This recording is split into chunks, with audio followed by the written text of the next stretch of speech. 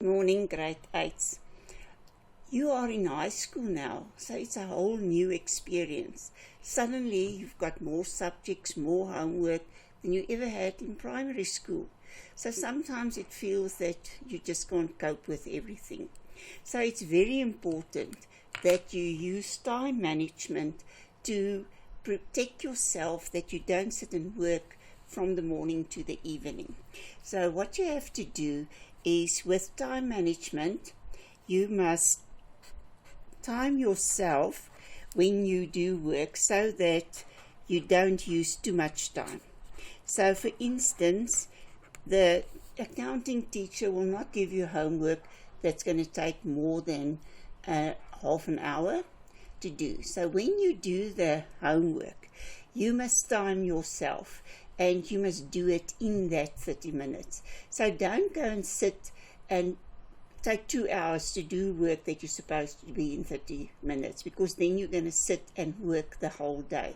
So you must concentrate to write quicker than you did in primary school and to increase the amount of work that you can do in that specific time.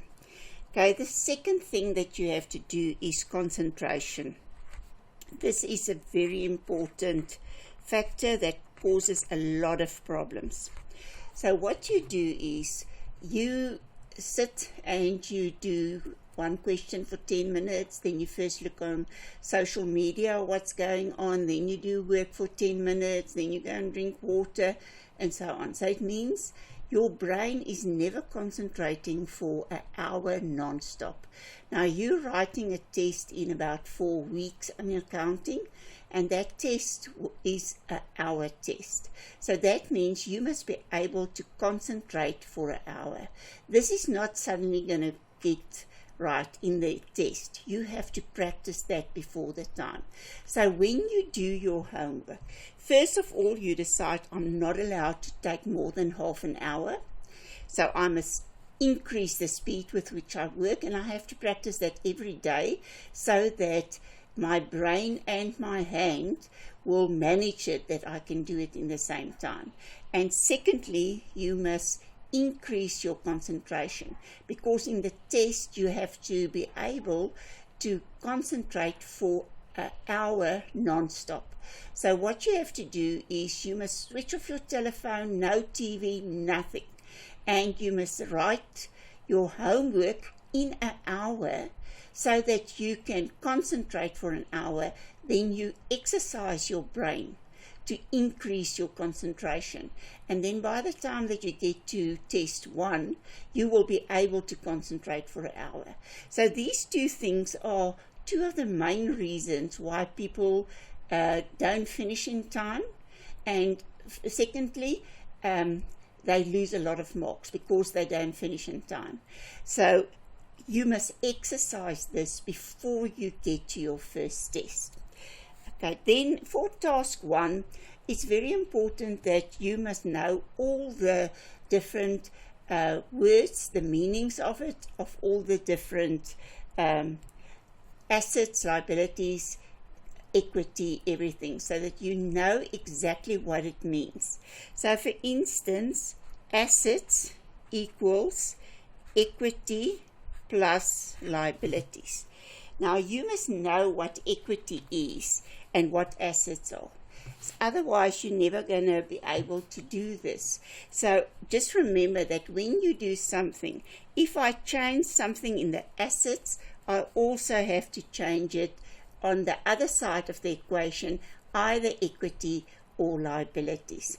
So if I think of assets, I can split it in 2. Assets is something that belongs to the business because they bought it in the past, and what will happen in the future, there will be an income of money out of this assets. And we divide the assets in 2 sections: non-current assets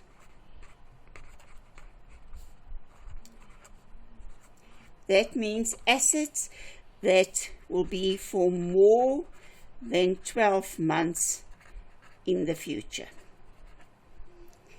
Okay, so non-current assets are things that we're going to use for a long period of time. Now look at the drawing that I'm making so that you can remember this easier. Here's my piece of land, and I built a house for myself on this land. And what do I have in this house? I have furniture, I have machinery like the washing machine, tumble dryer, and I have equipment. So that is the things that's inside my house. What is on the outside of the house? A vehicle. So it means if you want to know what is the non-current assets, you think of this picture and you say, it's my land and buildings with the things that's in the house and what is outside. Okay, then under non-current assets could also be investments.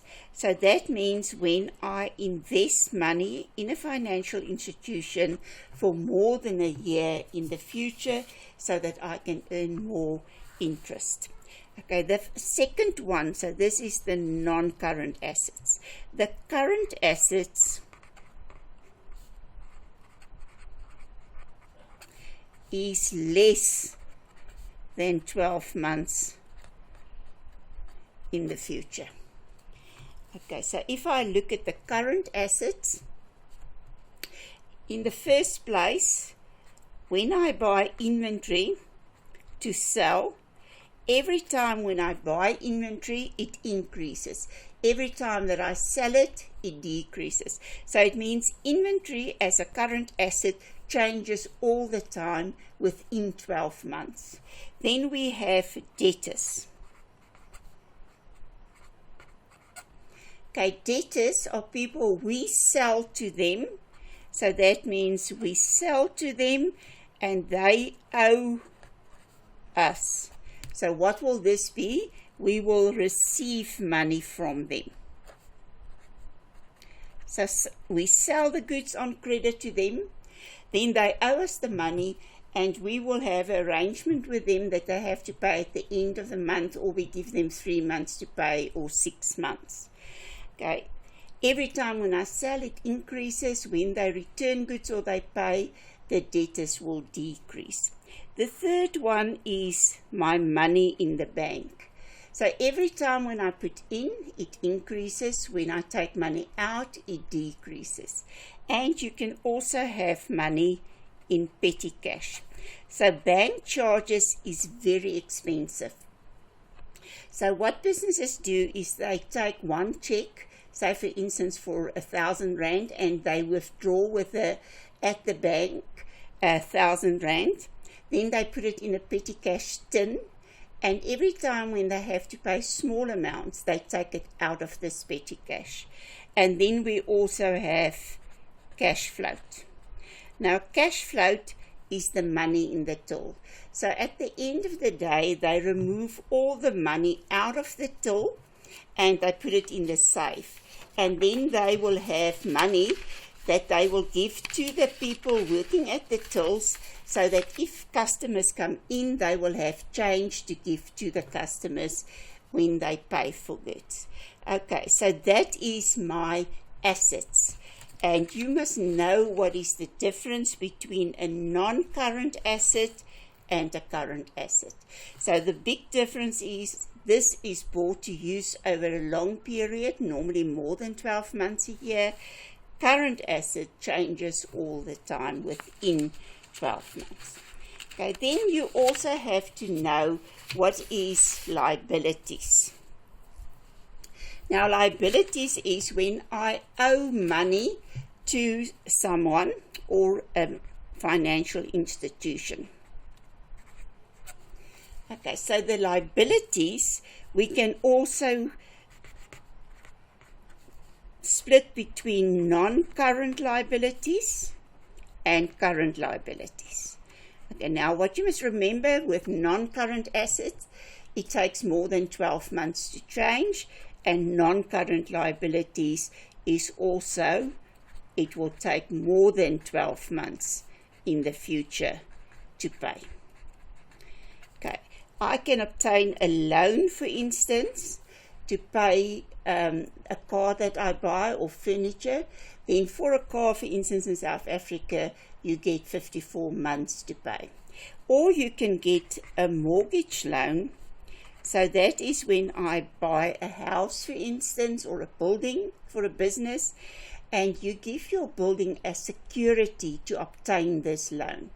In South Africa, you have between 20 and 30 years to pay off the mortgage. So this means we borrowed money, we owe money, and we will pay it over a period more than 12 months in the future. Okay, then I get current liabilities. Now, in current assets, we say it will change within 12 months.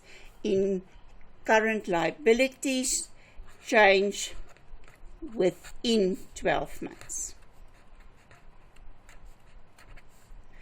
So in assets and in liabilities, the non-current is more than 12 months, the current is within 12 months. Okay, then under the current assets, we can have creditors. So it means we buy goods on credit and we have to pay them for the goods that we bought on credit. So this is a liability to me because the money will flow out of the business in the future. If I look at the other current liability is, for instance, a bank overdraft. That is when I take more money out of the bank than what I put into the bank. So I can't just do this. I have to make an arrangement with the bank that I'm allowed to take more money out, and they will specify a specific amount that I'm allowed to do. And I will pay interest when my account is in a bank overdraft. Okay, then it's owner's equity. Now it's very important that you must understand what is the meaning of owner's equity. That is what belongs to the owner. That is the amount that he put into the business, that he contributed. This is the amount that he can lose if this business goes insolvent. Or you can say that is actually the amount that the business owes the owner. Now, if the owner contributes capital, every time when he contributes, it means that the capital increases and your owner's equity will increase. If the owner decides to take money or goods or, for instance, old assets, computers or whatever, out of the business, then he's got less money in the business and the owner's equity will go down. Now, the whole purpose of a business is to make a profit. So we will have income, and income will increase the profit of the business, and the owner gets the profit. So it means every time when we have income and the profit increases, the owner's equity will increase. If we pay expenses, it means that I will make less profit, so the profit will decrease, and that means the owner will have less profit and he's going to get less money out of the business, so his owner's equity will decrease. So it's very important to understand all these different concepts to be able to do accounting. Okay, so if we look at the accounting cycle, that means the order in which transactions happen in the business. So in the accounting cycle, what happens first in a business? The first thing that will happen is when a customer comes in and we sell to them, we will give them an invoice. If they come and pay me, we will give them a receipt. And if they put the money with the EFT into our bank account, we will see on the bank statement what happened, how much money he put in. So what are all these things? That is our source documents. So the first thing that I will do in a business is we will complete source documents.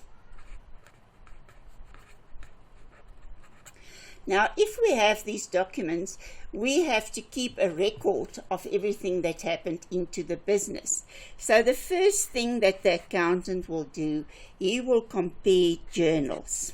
So a cash receipts journal will be opened for all money received. A cash payments journal will be opened for all money paid out. And then every month they will have a new journal.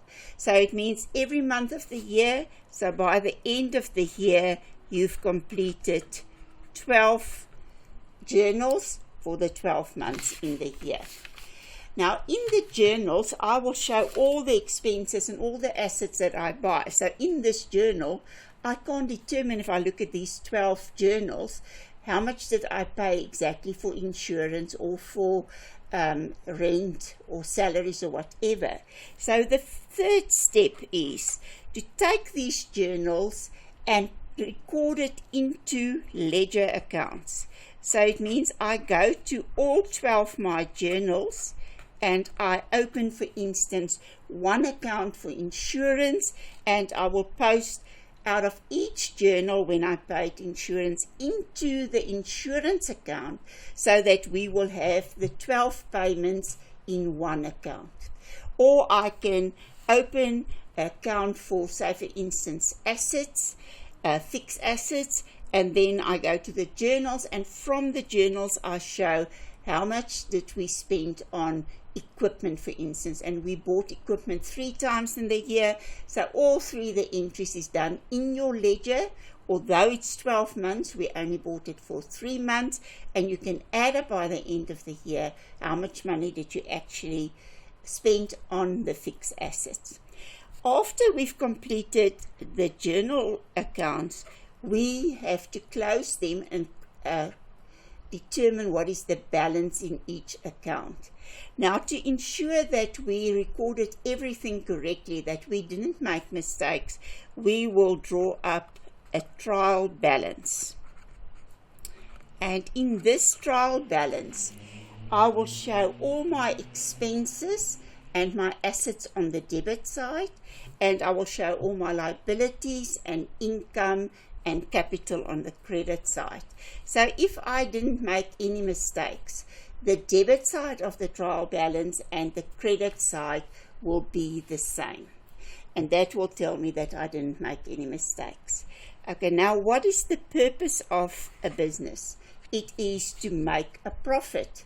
So we must have financial statements where we can determine what is the profit that we made and what is our assets and what is the liability, so that we can determine what is the financial position of the business at the end of the year.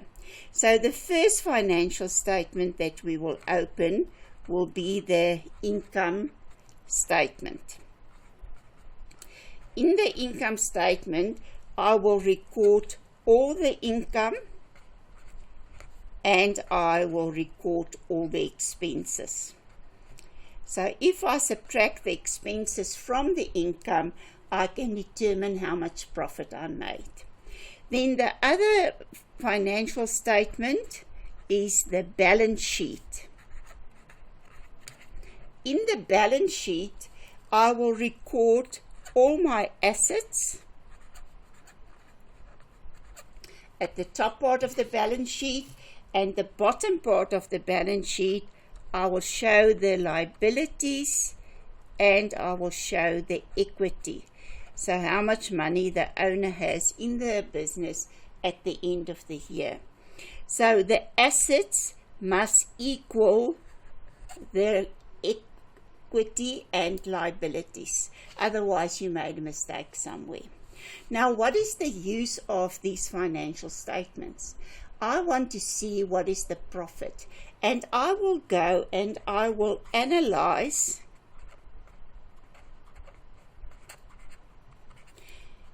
and I will interpret. So that means in the income statement, the income, I will look and see, okay, my profit is not good enough. I want more profit. So there's only two things that I can do. Either I must increase my income or I must decrease my expenses. So that is when I analyze it to see what is the problem. And then I must interpret it to see where is the actual problem. Is it possible for me to increase the income? No, it's not.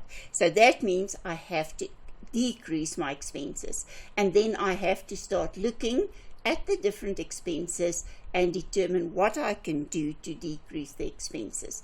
So say for instance the rent is very high, then I can determine whether I could perhaps move to different premises where I will pay less rent so that I will make a bigger profit.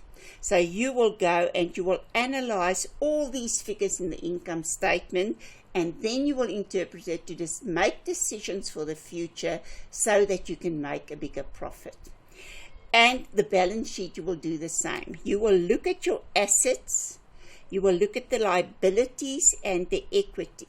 Now, say for instance, I look at the liabilities and equity and I see that the liabilities are quite high in comparison with the equity. It means that I borrow a lot of money, and on borrowed money we have to pay interest that decreases my profit. So now I must interpret this information and make a decision. How can I decrease these liabilities or increase the equity so that my balance sheet will still balance? So if it's possible, it would be better if the owner can contribute more capital, so he must look at that. Will it be better for him to contribute more capital where he doesn't have to pay interest on the loan because his liabilities are very high? So if you look at the task that you have to do within the next 2 weeks, it means that you have to make sure that you understand all the concepts exactly, what they mean, what you do with them, why do you use them, so that when you do the task you will be able to do it properly and understand what the questions means, so that you really understand these concepts. These concepts are very important. If you understand this work in the first 2 chapters of your book, accounting will be very easier for the rest of the year and up to grade 12. If you don't understand the basic concepts, you will have problems with accounting all the time. So it's worth spending time on chapter 1 and 2, go through all the pages, ensure that you understand everything. If you don't understand something, you must ask the teacher so that she can explain that specific concept to you again, to ensure that you understand it properly and that you will be able to do the work better later in the year. If you really spend a lot of time on this project so that you can understand what you're doing, you are actually studying for your test that's in 4 weeks' time. So it means that when you get to the test, you don't have to work so hard because you already know the concepts and you understand the concepts. So it will be much easier and will put less stress on you if you can understand these things in the task that you're doing and not see it for the first time when you do the test. So remember, when you do the work, look at time management. Don't spend too much time on it so that you can learn to work quicker, that your hand can write quicker, and you must spend time on concentration. So make sure the first time, for instance, you concentrate for a half an hour. Then the next time you concentrate for 40 minutes. Then you concentrate for 50, then you concentrate for 60. So that you can teach your brain to concentrate for 60 minutes, because that is the time that you will write the test, and that is required, that you must be able to record for 60 minutes. I hope this helped you to see that time management and concentration and the topics, and you must understand what all the concepts mean to make it easier for yourself for the rest of the year. Good luck with the task. I will be with you in a week again to prepare you for your first test.